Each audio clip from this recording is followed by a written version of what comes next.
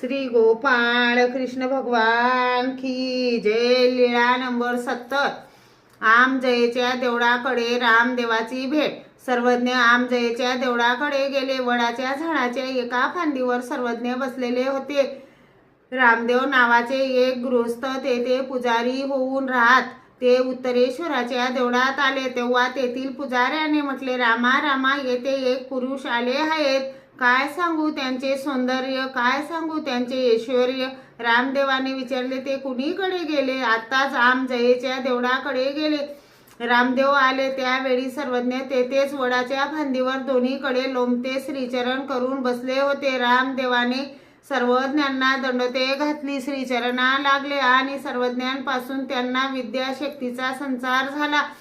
थोडा वेळ बसले होते, नंतर सर्वज्ञांना जेवणाची विनंती केली। सर्वज्ञांनी विनंती स्वीकारली। रामदेव दही भात घेऊन आले।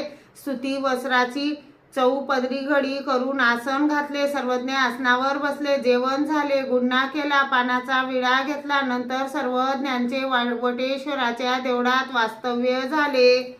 श्री गोपाळ कृष्ण भगवान की जय।